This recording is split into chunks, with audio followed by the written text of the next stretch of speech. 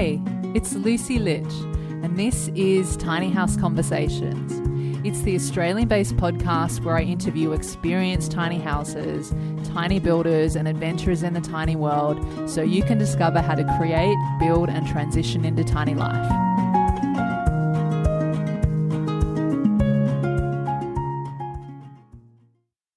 Hey, it's Lucy, and welcome back to Tiny House Conversations.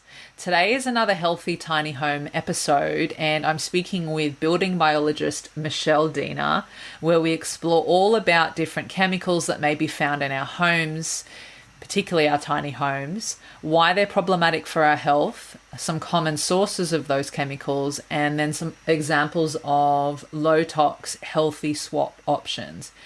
And in this conversation, we talk about plastics and the many different places they're found, often unknowingly. Rainwater tanks, choosing the best option for the safest material that they're made from, and the importance of having a water filter even with rainwater. We also talked about cooking utensils, kitchen equipment and food storage, mattresses, other furniture like couches, lounges or sofas, whatever you want to call them, and why you never have to make your bed in the morning again. Personal care and cleaning products, gardening products, and then we also talked about dust, why it's a health concern and the best way to clean it, and lots more. If you've been listening to the show for a while, you'll know that we often talk about these health-related topics as they relate to tiny homes. So on to this tiny house conversation with Michelle. Hey, Michelle, welcome to Tiny House Conversations. It's so good to have you on the show today. Thanks. Not really nice to meet you, Lucy. Yeah, nice to meet you too. So, Michelle, you're a building biologist, and, we've done many different building biology and healthy home environment podcasts recently. Like, we've talked about EMFs, we've talked about mold, we've talked about chemicals in building materials. It's just something that I feel very passionate about bringing into the tiny house space, because there's so many things, as you would know, within our home environment that probably a lot of people don't realize could be, impactful on our health. And so today, with you, I wanted to explore some of these different areas that we haven't touched on today on the podcast, things like plastics and chemicals we might find in our personal care and cleaning products, in our cooking utensils, and, all those types of things. We'll see where we end up. Before we get into that, if you're able to just introduce yourself and let us know a little bit about your background and how you got into building biology and, helping people create healthier home environments. I'm an occupational therapist first and foremost, and I've worked in chronic disease self-management for many years, and then in community health. And then I really wanted to start looking at what was going on, why were so many people getting chronic diseases, and I started studying naturopathy. And around about that time, my sister was 29 and she was diagnosed with breast cancer. She and I were super close, and we kind of did that whole journey together. And as part of that, we were both looking very much at why has this happened, not in a self-pitying, oh, why me way, but just like, why this disease, why at this time? And all the research that I was reading was pointing towards things in our environment that can contribute to breast cancer. And so that's when I started looking at, well, with my naturopathy qualifications, what could I do? And a lot of that was around supporting people's bodies to detox. But there seemed like there was something more. And somehow along the way of exploring what else was there, I discovered building biology. And that to me was the final piece in the puzzle, because as an occupational therapist, you talk about the person, the place, and the purpose. So what is this person doing in what place, and try to make all of those healthier. So building biology became the place piece for me. I started studying through the Australian College of Environmental Science in Melbourne, then also discovered Alex Stewart's work in Low-Tox, which is pretty big and well known. And now I've just put all of that together, and here I am with Home Free Building Biology. So really it was about my own professional journey, my personal journey with my sister, And now I'm just trying to make everybody's homes healthier. Yeah. One house at a time and maybe even one tiny house at a time.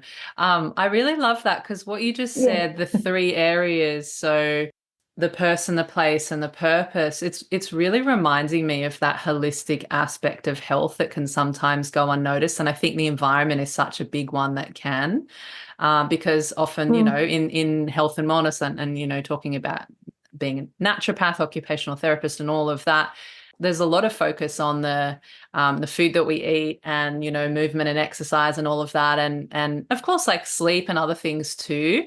And there are a lot of people talking about all these different things, as you said, Alex Stewart from Low-Tox Life or something like that, isn't it? And many But yeah. different things that people are talking about, but I feel like in the wider society it's not talked about enough. For me, it's been like this process of just like cleaning things up bit by bit, over time. It's not something that you do all at once because obviously it can get really overwhelming and there's so many things to consider. But I think it's like great that, we have these kinds of conversations to raise awareness and let people know and give people practical steps. I just love that those three P's. I think that's really, really helpful. And speaking of P, which is kind of accidental or not intentional, but plastics, right? Plastics start with P Yeah. as well. It's something that I feel like it's just everywhere, right? It's in so many of the products. It's in a Mm. lot of building materials. It's in a lot of places in our homes that we may not even have considered before. So, are you able to just let Mm. us know when it comes to plastic, firstly, like what is the issue around plastic and our health? And then what are some of the common sources we might find in our home, whether it is to do with what's in our kitchen, what we're storing things in, or any other kind of sources that you feel are important to let people know about? The issue with plastic is that plastic from products migrates into our food and into our bodies. So we absorb it through our skin, we ingest it, and we inhale it. The research is still being done around exactly what effect microplastics, the tiny minuscule particles, can have on our bodies. Every single piece of research that's been done so far points to chronic health conditions and things that we really need to avoid. Plastics, because of the agent that's in them to make them moldable, are endocrine disruptors. So they change the way that our hormones relate in our body and the messages that our cells are getting. It alters the function of our bodies, it alters the way our bodies develop. It's a huge, big area.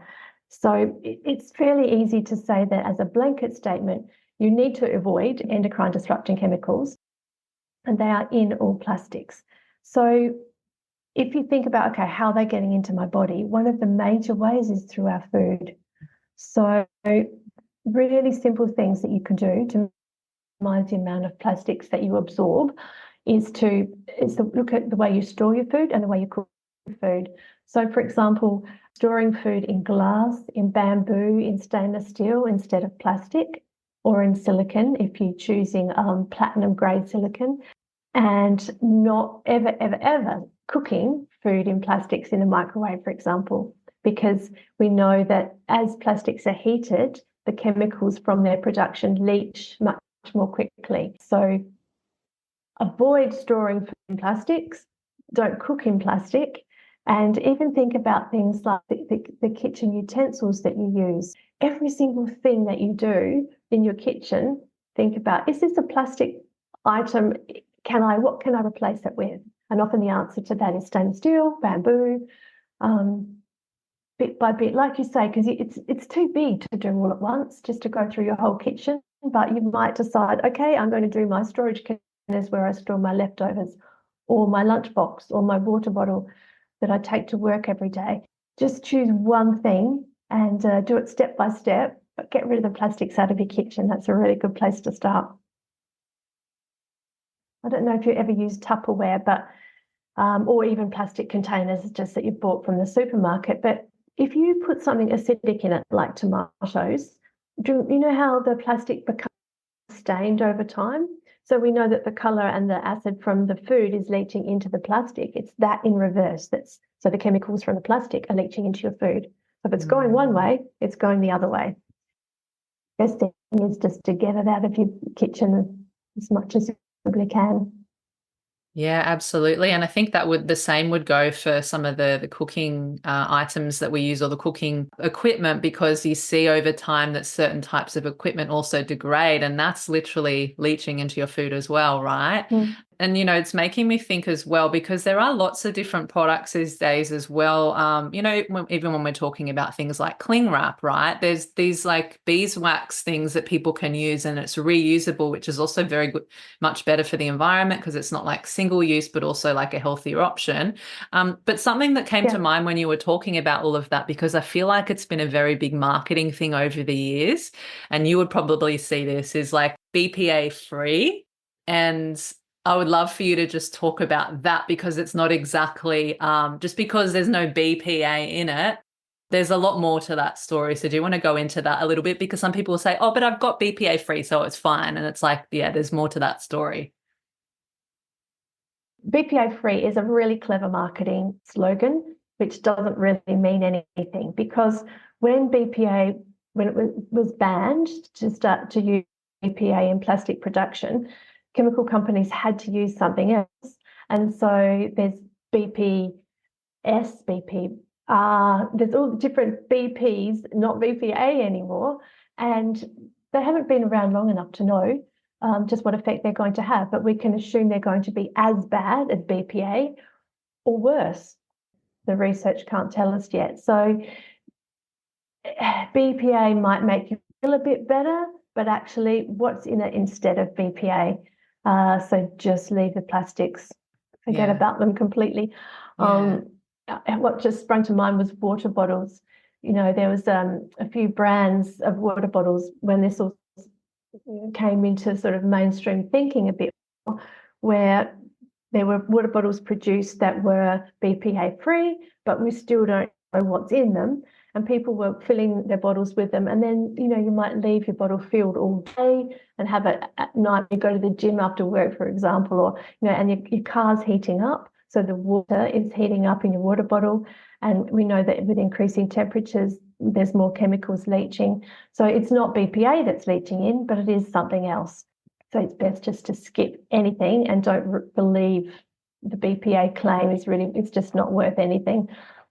Yeah. So we talked a bit about what you're storing your food in, and you said glass, bamboo, stainless steel. So what about cooking utensils and cooking equipment, what people are cooking in? So what are some of the materials that are best to avoid, and then what would be better to replace them with? You mean pots and pans? Yeah. Any kind of cooking. Yeah, pots and pans, or even things like slow cookers and all sorts of, all the kitchen gadgets and things like that. Yeah. The biggest challenge is anything that's marketed as non-stick, because lining of non-stick pans is incredibly toxic. They're called forever chemicals. Once they're in your body, they don't break down. Once they're in the environment, they don't break down. So as the pan is heated, they leach into the food. If you scratch the surface of the non-stick coating, then you have a much bigger problem. There's much more leaching. So non-stick pans, like plastic, get them out of your kitchen and replace them with stainless steel, the thing that we would recommend mostly, or ceramic coated cast iron. Sometimes there's not just one pan that does all jobs. So lots of people like stainless steel for, say, frying things like eggs that are a little bit stickier and you need to be a bit more careful. But if you're doing a big stew or a curry or something, a pot with a ceramic coated cast iron, those really big heavy ones, is a really safe way to have healthy food without anything leaching into it. So it's anything non-stick has to. Yeah, for sure. And again, it's like it's just sort of making those sort of smaller swaps over time. So I know for me, I think all my pots are like from Scanpan, all the, high quality stainless steel. have a crock pot or a slow cooker, which is made of that ceramic material as well. And I've just, yeah, I also found that it just, I don't know if maybe years ago when I wasn't aware of all this stuff that, all those things are leaching into the food, and it probably even has an effect on how it tastes. But like, it just feels so much cleaner to use these types of materials. And, they're available Mm. everywhere, and maybe you just need to use a bit of extra oil when you're cooking, but it's not a big deal. It's much better than having the chemicals leach into your food. So I think it's like a bit of a trade-off, because some people say, oh, but everything sticks to stainless steel and all of that, and I'm like, oh, just put some, put a bit of extra coconut oil in or something like that. It's fine. So I think the trick is to heat the pan medium to high heat and heat the oil, and then drop the temperature before you put the food in, and then it doesn't seem to stick. It's trial and error, isn't it? It's definitely worth it, because if it's something you're doing every single time, every single day, and your body's getting just a little bit more every day of the chemicals that you want to avoid, then over time it builds up, and over time it does matter. So just as little bits of the things you don't want in your body build up, little bits of the things you do want build up. So making those changes really does add up and make a big difference. But I think you raised a really good point about swapping things over time, because pots and pans are expensive, and so you're not going to go out and just get rid of everything all at once. Don't panic about it, and because that just sets up a response in your body too that's not healthy for you. So just have maybe, what can I swap today? What can I swap next time I have to replace a product, rather than panicking and feeling like you need to do it all at once, because that's no either. What are you using most often? So every day you might be using a saucepan to make your scrambled eggs for breakfast, for example. Yeah, if you're doing something every single day, let's make sure that's your healthiest pot and that's your priority for your next purchase. And then when you're buying new purchases, think about, so I'm in the market for an air fryer at the moment. I'm having such a lot of trouble finding one that's got a stainless steel lining. They're all plastic and just not going to be good. That's just one sort of trivial challenge, but it happens a lot. You really need to kind of put the work into doing research to find helpful products, because it's very easy to just get tricked by the marketing.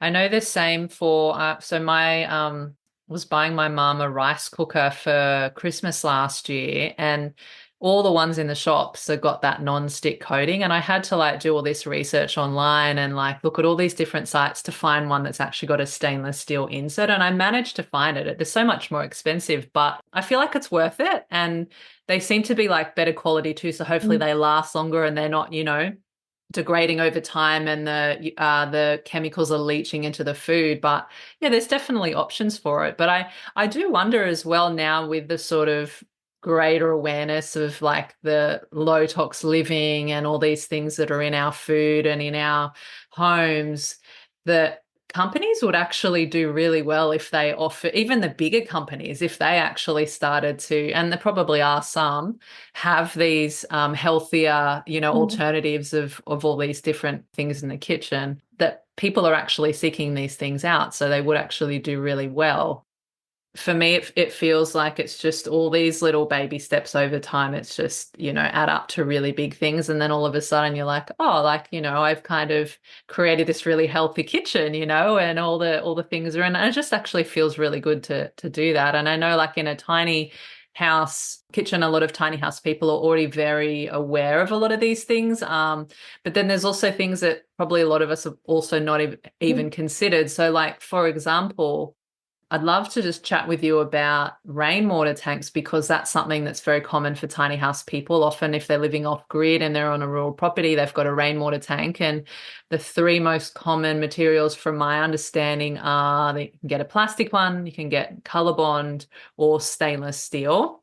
I have a feeling you'll probably say that this possibly the stainless steel one might be the best way to go, although it is, I think, the most expensive material. But I'm just curious what you might have to say around just rainwater tanks in general, and what would be the most ideal.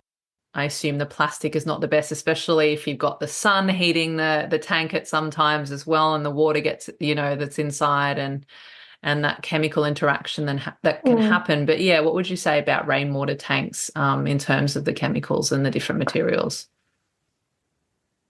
Most often a building biologist would suggest a metal tank.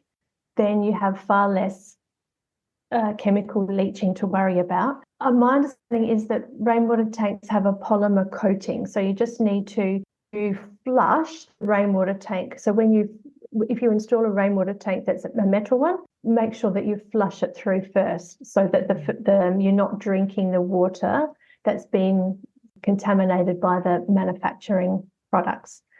That sort of sounds okay in an area where there's lots of water, but if having enough water is tricky, that could be hard, but I still think it's an important thing to do. So let your rainwater tank fill up, let your gutters be washed by the rain, and let your tank be washed out and then empty it out would be my recommendation for a tank. You need to think about the gutters as well and the taps as well, that they're lead free, and they're pretty easy to find these days, because it's not just the way that the water is stored, but the way that it's collected into the tank as well that you need to think about.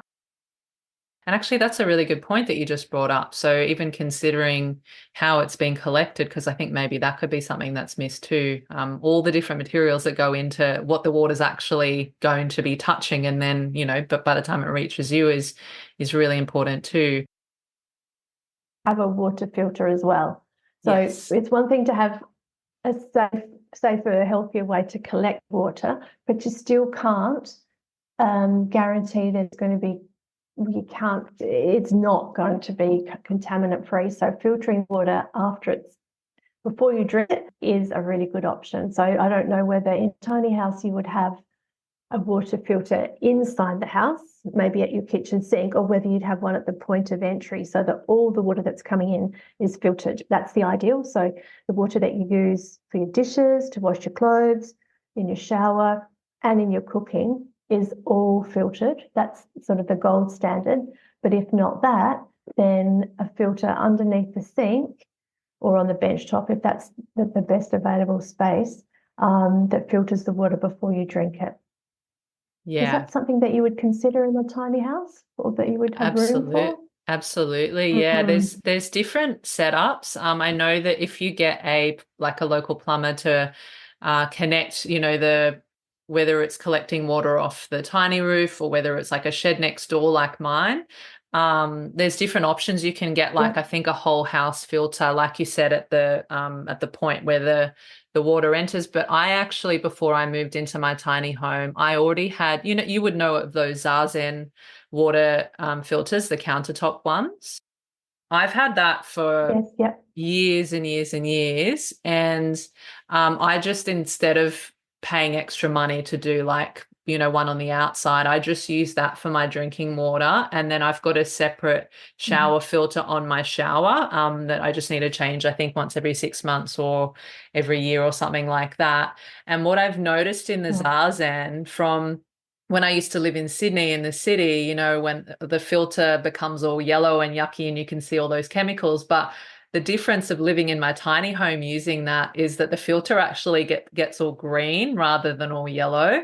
So I think it's still, obviously there's still stuff coming through, but it's a lot of the green matter from, I guess, the trees and whatever gets caught in the gutters and all of that. So it is showing me that it's still very necessary to filter the water, even though it is rainwater and it's coming from nature.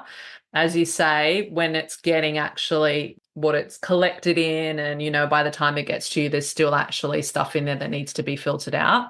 So that was one of the most important things for me, actually. I was like, I need to still make sure that my water's really clean. But it's interesting to see the difference between the city and the country. That would be interesting. Because if you're collecting the water off a shed roof as well, so you have maybe, I don't know what your neighbours are, but you might have fields, for example, and there might be agricultural pesticides, or even if they're not really close, they're still blowing in the wind, settling onto your roof. And so they're the things that come off into your rainwater, and that's where the filter comes in handy. Yeah, exactly. And, animals landing on the roof, birds and stuff like that, and possums and whatever as well. There's all sorts of things that could contaminate the water supply too. So yeah, absolutely for sure. I'm Yeah. curious about, so there's some other things that we might commonly find, whether it's in a tiny home, but any sort of home really. Everyone, I think for the most part, would sleep in a mattress, right? And then there'd also be things like, I mean, I don't Mhm. specifically have one in my tiny home because I don't have the space, and I also chose not to. I just didn't really want any furniture other than my bed. I've got a couple of bean bags and stuff, but Mhm. lounges or sofas or whatever you want to call them, couches. So there's things like those types of bits of furniture that you would find commonly in homes. Are you able to let us know, maybe we can start with mattresses first, just what some of the considerations we might want to know about when it comes to some of the chemicals that could be in mattresses? And I think even is there an EMF thing with mattress springs too? And then what might be some best material options for a mattress if you're wanting to go for a more natural option? With mattresses, depending on where you buy them, then they can have flame retardant chemicals in them so that they, don't combust as easily in the event of a fire. You want to avoid them. Also, antibacterial treatments. So the idea is that manufacturers can sell that as this will stay fresh for longer because we've treated it to stop the sweat from your body decomposing and being smelly and horrible. But those chemicals actually are something you want to avoid. So anything that has those special marketing claims like stain resistant, and this applies for soap as well, stain resistant, odor resistant, crease resistant, all of those things mean that there's a chemical coating on them that it might do the job it's saying it's going to do, but those chemicals are leaching out of the mattress into the air that you're breathing. And if you're there, well, ideally, 8 hours a night, and you're right there at your breathing zone is right where those chemicals are being released. It's a really important thing to think about. Most mattresses have a life of 10 years. So as well as the chemicals that are in them, there's things like dust mites to consider. So after 10 years, it's really important to change your mattress and get something new and fresh. So some of the ways that you can have a healthier mattress are to vacuum it when you change your sheets. Not a very common thing. Okay. Not many people do it, but when you're washing your linen, if you vacuum your mattress with often there's an upholstery head that goes onto the vacuum cleaner. That gets up the dust and the house dust mites and can move some of the chemical residue as well. That's one way of doing it carefully. Okay. So yeah, it's a big one because often you're exposed to those chemicals for so long every single day. In terms of choosing a new mattress, natural fibers like silk or wool or latex, just avoid anything that's artificially made. So, anything that's polyester, foam, memory foam, terrible, terrible idea, because it's a plastic. What enables a memory foam to sink or to kind of mold to your body are plastics embedded into the mattress. So memory foam's a bad idea. Memory foam pillows are a bad idea. Just like when you're looking at clothing, any kind of textile, look at the most natural product. So wool, silk, cotton, latex. Yeah. But also talking about that idea of you can't rush out and change everything. If you think, yeah, my mattress is a bit old, I would like to change it for the sake of my health, but I can't afford it right now. It's something I need to save for. You can put a good quality mattress protector on top, and that gives you a buffer between the chemicals in the mattress and your breathing zone. So, a nice, ideally organic wool cover with a cotton coating or cotton covering over the wool is a step between the chemicals and the sort of gold standard of a brand new mattress. Yeah, and Because they're expensive and not easy to change. absolutely. I know. I think a good quality mattress. I know for me when I moved into my tiny, I was due for a new mattress, but it wasn't cheap. It must have been several grand or something like that. But I went for the natural bedding company because, as far as I know, they do like those types of materials. But yeah, it is a serious investment. I think. Would you also say, like, especially if someone can't, they might have to save up, maybe can't necessarily afford to invest in it straight away. Is also like if they're able to open the windows and like air the mattress out too, and that type of thing. And I mean, I know mattresses can be quite big and bulky, but then I know some people might have those ones that you can kind of like pull out maybe into the sun too, like just leave it to sort of be exposed to the sun for a bit too. Absolutely. If you can get it outside at least once every season, Yeah. but not when it's damp, because what you don't want your mattress getting damp and then risking that the internal fibers get damp, and then the dampness takes a while to dry out, because every night if you're sweating or just body heat, the fibers are going to struggle to dry out. So if you can put your mattress out on a warm, windy day as often as you can, that's a really good idea.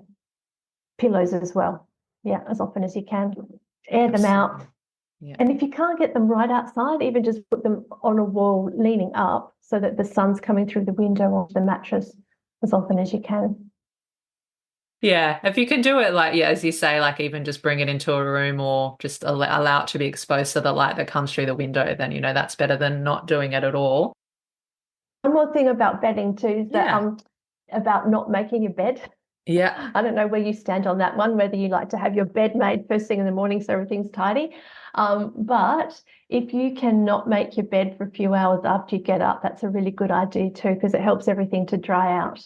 Because house dust mites, for example, feed on the moisture from our bodies. And so you want to get rid of that moisture to give them less food, and then therefore less dust mites. So the real tips around mattresses are air them in the sun as often as you can. Don't make your bed straight away so that your bed has a chance to dry out as many sort of mornings as you can. And choose natural products like latex, wool, silk. Use a mattress protector so that even if you can't change your mattress straight away, you can use a mattress protector to give you a bit of a buffer. Yeah. And vacuuming, of course, vacuuming your mattress.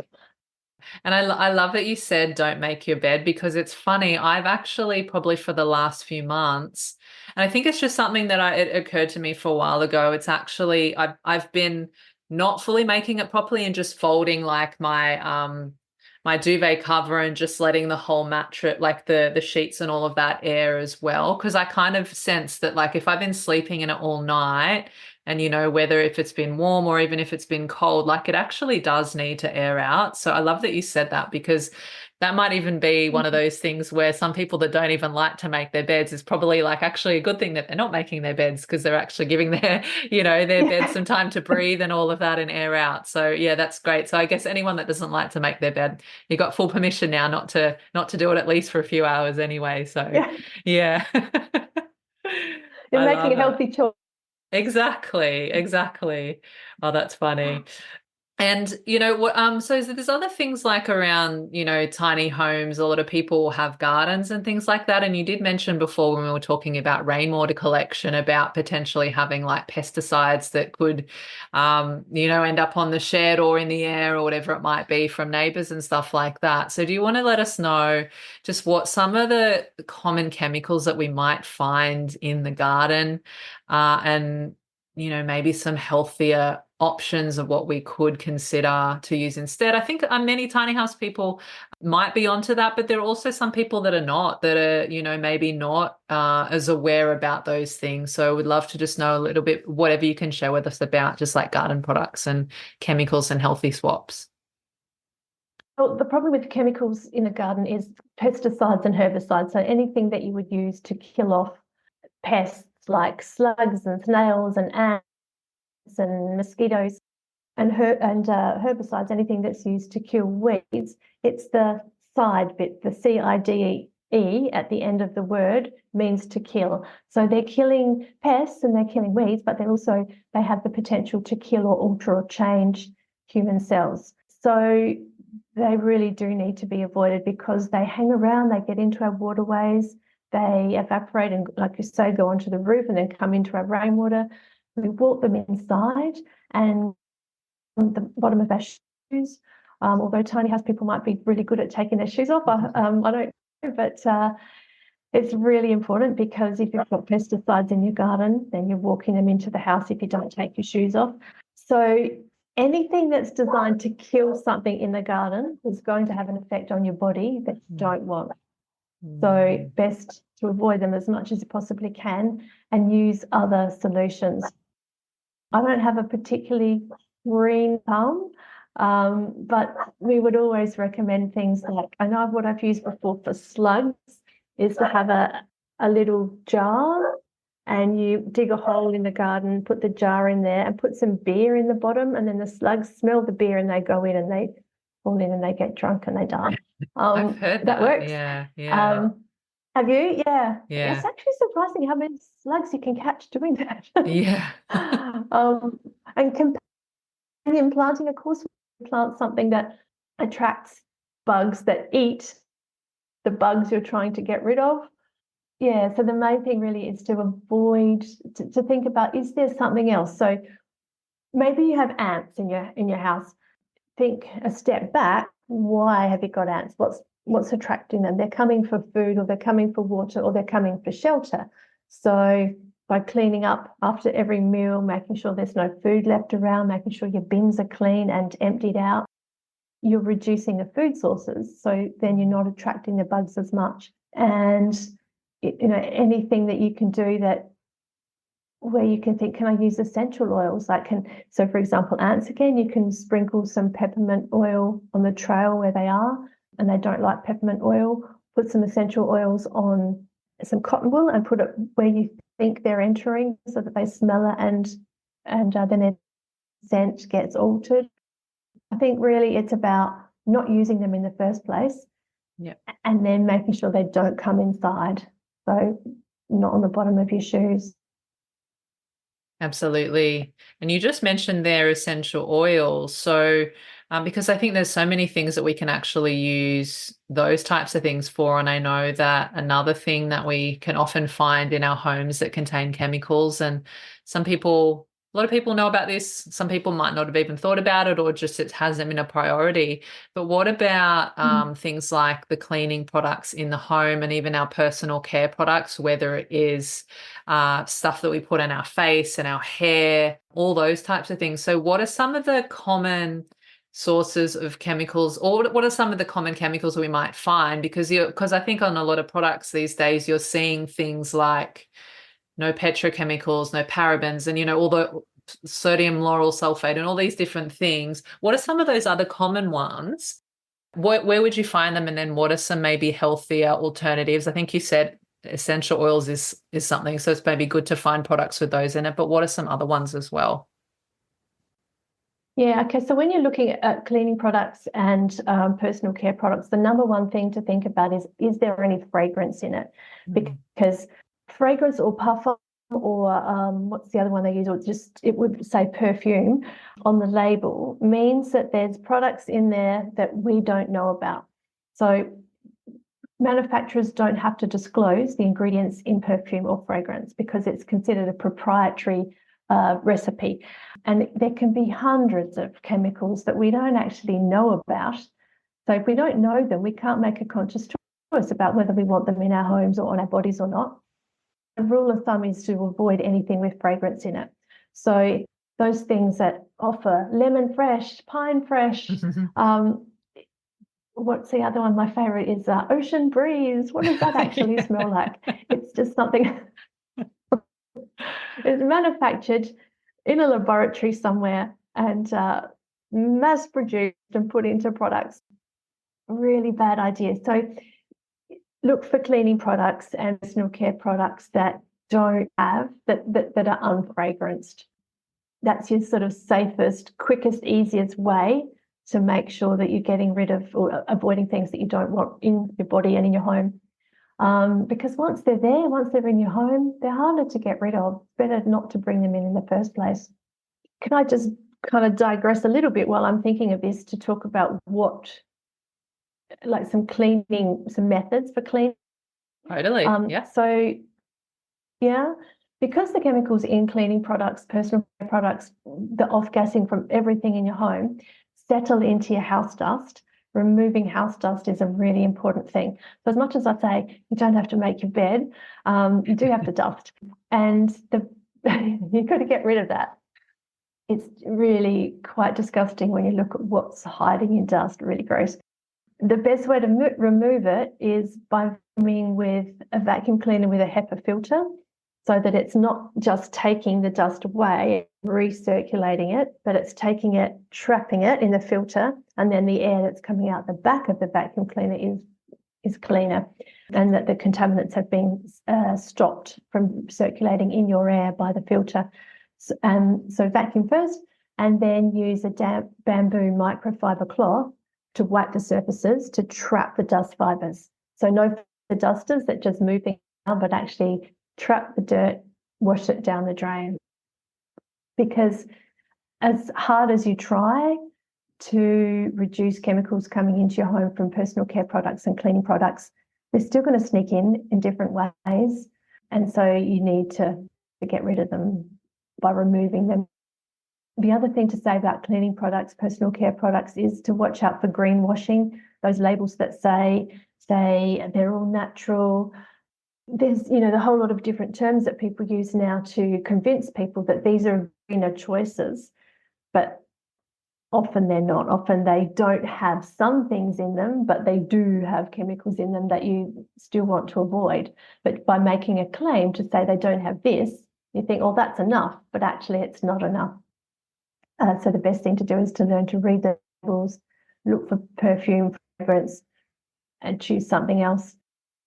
Also, avoiding products that are brightly coloured, because often that means they have dyes in them. Sometimes like dishwashing liquid can be bright green. That's not natural. That's not green from chlorophyll. That's green from chemicals. Anything bright, anything fragranced, give it a miss. Yeah. And I like that you said the greenwashing, because I feel like it's just like on food products, all natural, even organic is not regulated properly. Like they can say this is organic, but then you turn it over and you look on the back and you're like, there's all these chemical numbers, or there's all these words that you don't even recognize. And it's like, well, if it's not, would you go as far as to say if it's not maybe a food-based ingredient, or something that's come from a plant, let's say like essential oils, that it's probably best to be avoided, or at least like it's a good way to sort of filter out a lot of the stuff. Like if you're seeing all these things on the label, that all these different numbers and just all these weird names that you've never heard of, it's probably best to avoid them, right? Because they're not coming from nature. Exactly. And because these days you can avoid them because there are other choices. Yeah. So if it's something that you wouldn't, if a label has a product or an ingredient that you wouldn't eat, that your grandma probably hasn't heard of, or that has numbers in it, then choose something else, because there will be a safer option. It might not be in the shop where you are right then. You might have to hunt a bit harder, but once you've done that research once and found where to buy the products that you're comfortable with, then you've done the research, and then it's much easier next time. Yeah. So, making those swaps isn't always quick and easy, but do it once and then you've done it for life. Totally. And I think for me, what I've noticed is there's actually a lot of stuff that we might already have in our pantries that we can use. Like, for example, vinegar for cleaning, whether it's apple cider vinegar or white vinegar. You can use different oils, whether it's olive oil or coconut oil or something like that for your skin. You can use, or like as you've already said, different essential oils that you can use, not only for cleaning and stuff. Some of them I think there's lots of different purposes that you can use them for, but like these are the things that some of us might already have in our homes and that can double as a multi-purpose. Like I even use bicarb soda as well as another one. I've been actually experimenting with using apple cider vinegar and bicarb soda and replacing shampoo and conditioner and all of that too. Because even though I've used the natural stuff and I'm always using stuff that doesn't have all those things in it, it can also get expensive over time too. So I'm just like playing around with those things that I already have rather than having like a different product for every single thing, you know, like you could very easily just have like a product for so many different things, but actually some of them can be multi-purposed across different uses. Yeah. Exactly. Yeah. Yeah. In my house, for example, I have a spray bottle with white vinegar and about sort of probably, I would say 1/5, no less than that, maybe a tenth vinegar. I just put it in. I don't really measure it anymore, but say a tenth of vinegar and top it up with water, some bamboo microfiber cloths and some club soda, and everything gets cleaned with that. It gets mold off bathroom floors. It cleans bench tops. It cleans glass. Add in the lemon. Lemons are fabulous. If, say, for example, my hot plate, so my cooktop is stainless steel. So if you cut a lemon in half and then rub that on the stainless steel and then wipe it off with your bamboo cloth, it sparkles. Oh, wow. You just don't need all those heavy things. You really don't. It's cheaper. It saves so much space under your kitchen sink. Absolutely. Less plastic to throw away afterwards. Yeah, lots of advantages to really simple, old-fashioned things that we have lost as manufacturing has taken over that whole space. But it's like what was happening in the good old days really did the trick, and it's so much healthier for us. Yeah. It's that traditional wisdom that I think is coming back in many ways that we're seeing now, because we realize that, you know, we're actually like what you were talking about before. If your grandmother doesn't recognize what it was, if you just go back some of those generations, like, you know, they were doing things like this and it was all homemade and, you know, these different remedies and stuff that were natural before industry came along, you know, and every single industry, food, personal care and beauty products and, you know, all the rest. So I think nature knows best is. Yeah, absolutely. Just because it's possible to clean your windows with one product, in your oven with another, in your shower with another, it's possible and it works. We don't have to do it. No. Just because it's there, we don't have to embrace it. Yeah.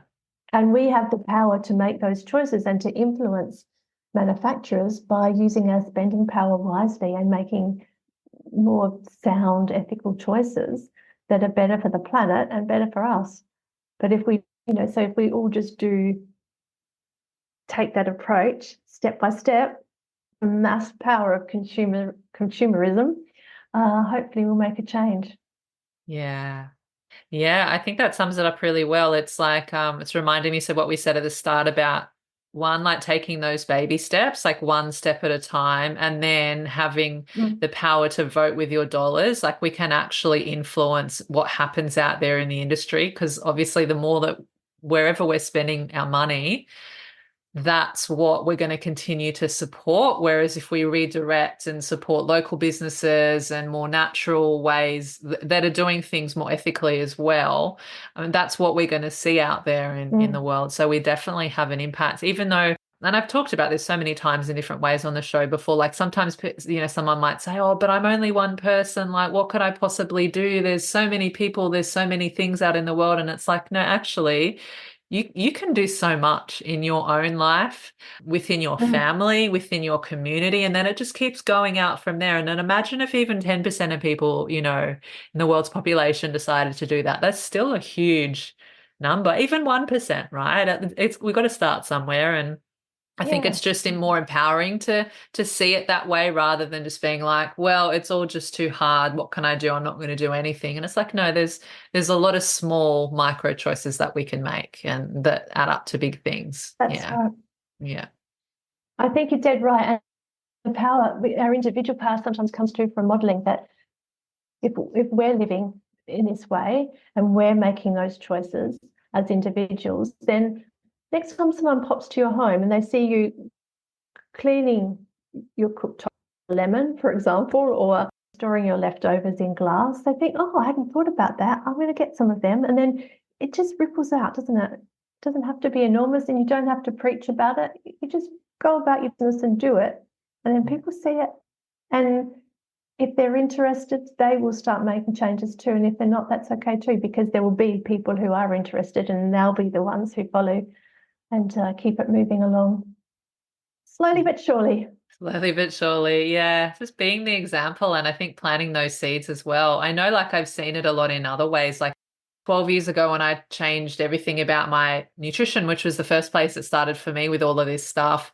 I remember having a conversation with my brother who was living overseas at the time, and we were on the phone, and he said, "Oh, are you still eating like a crazy person?" That was like his literally his exact words, because I was eating whole foods and I'd cut out gluten and all the things, right?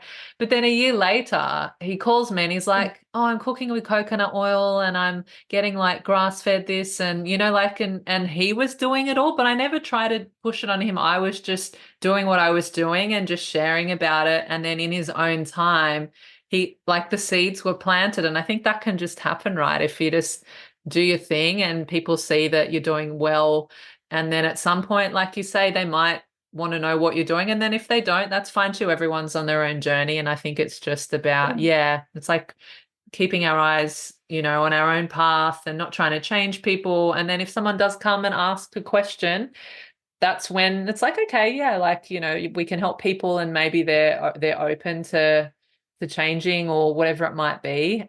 But yeah, I think it's, yeah, like being that example is so powerful. I think more than we might even realize sometimes. So yeah, I love that you said that. Yeah, I think so too.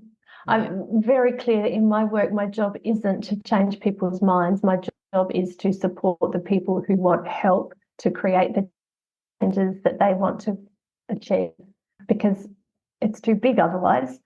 And there are so many people who do want to make changes and find it all overwhelming or too expensive, or they have restrictions from other family members, or there's all sorts of reasons why people just can't embrace the whole low-tox lifestyle way of living. We need support and just some education and awareness around, yep, you can, slowly, bit by bit. And watching those people just watch the penny drop and try this, try that. It's really gratifying to see that happen. Yeah. And I know it means healthier people. Absolutely. And I think, like, taking that sort of baby step approach bit by bit, I know for me, just speaking from personal experience, at some point, all these things become like an integrated part of your life. So you don't even really have to think about it anymore. It's just like it's become your lifestyle. And then you kind of look back at where you were and how far you've come, and you're like, oh, wow, look at all the changes I've made. And, like, if I were to have tried to do it all at once, it would have been so overwhelming. But the fact that it's just been gradual is just so, like, rewarding, and it just shows, I think, people what's possible too. It's like you just change what you can at your own pace and whatever means you have and whatever resources you have, and then at some point it just becomes second nature almost. At least that's been my experience. Yes, absolutely. Yeah. No, I completely agree with you. Yeah. So Michelle, love chatting with you, and I feel like there's so many things we could continue to cover. But as we start to close out the conversation today, I'd just love to know, is there anything you feel like might be important to leave our listeners with, or anything that's important that we haven't covered that's sort of related to what we've been talking about today? The summary that, in terms of if you do want to take action from here, what are some of the things you can think about straight away? So the 3 Ps: plastics, perfume, and pesticides. If you want a place to start there. Start by getting plastics out of your home. And if you're going to start with that journey, start in the kitchen. So getting plastics out of the kitchen means plastics out of your food, less plastics into your body.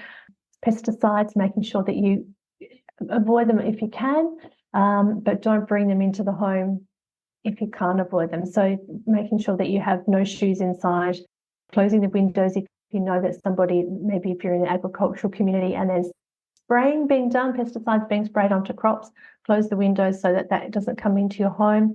And perfume's the third one. So any fragrance products are one of the first things that go from your home. Air fresheners, scented candles, any fragrances or perfumes in personal care and cleaning products is a really good place to start. So remember the 3 Ps.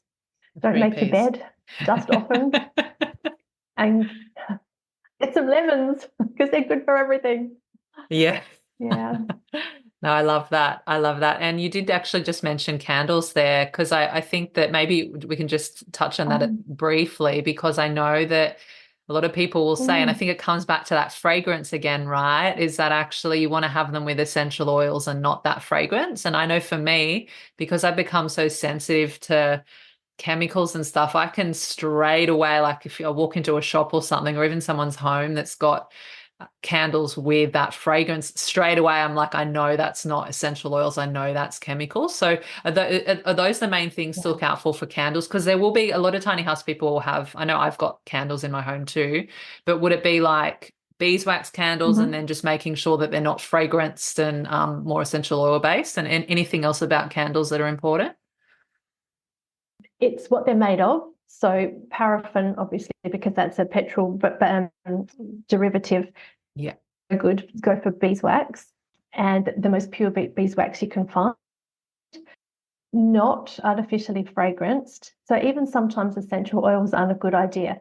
So what I try to do is separate them out and say, okay, if you want the warm glow of a candle, burn a beeswax candle. But if you want the scent, diffuse some essential oils, but do them separately. Don't even have fragrances in your candle. And the other thing is to look at the wicks. Often, well, not often anymore, but sometimes if you're buying those big packets of candles, tea light candles, for example, the wicks will have lead in them. And then when that's burning, that the lead dust is released in the air. You want cotton wicks, beeswax, and unpressed is the gold standard. Beautiful. Okay, thank you for that. I didn't even realize that about the lead in the wicks. That's really good to know too. Yeah. Yeah. Gosh, really annoying. so many things. The nice ones when you can buy a big packet of 48. Yeah.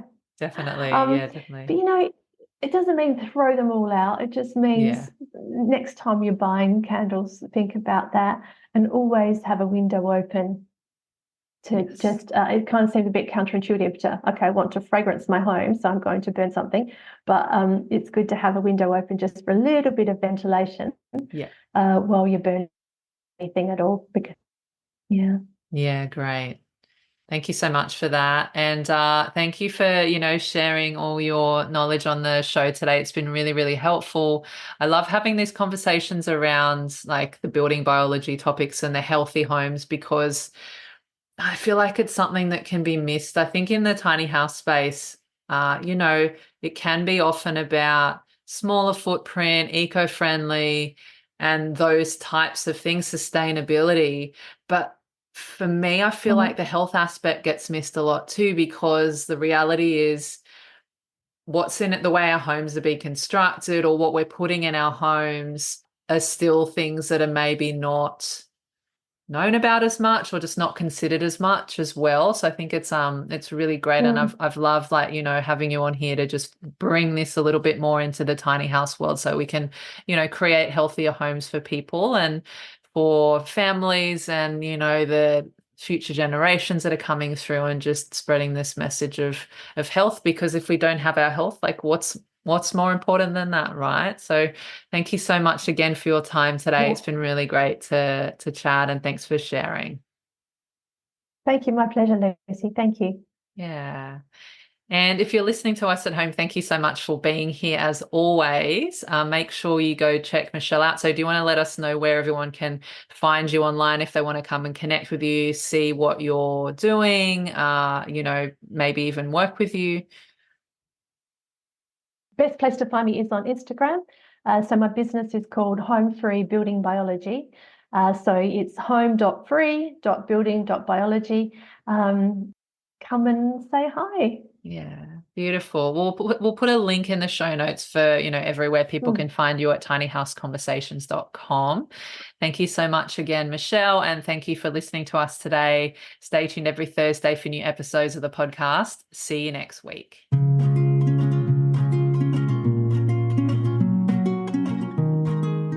Thanks again for listening. And if you enjoyed the conversation today, you found it valuable, and you want to support the podcast, the best way you can do that is to share the love. That way I can keep bringing you more tiny house conversations to help you on your own tiny journey. So here are 3 ways that you can support the podcast. Number 1, if you have a friend or family member that you feel would benefit from hearing these conversations, feel free to share it with them, email them, text them, send them a telegram, do whatever you need to do to share it with them. Number 2, if you hit the subscribe button, you'll know exactly when the next episode is live. And number 3, if you head on over to Apple Podcasts or wherever you're listening to podcasts and leave a 5-star rating and review. Thank you so much in advance. I appreciate you, and I'll see you in the next episode.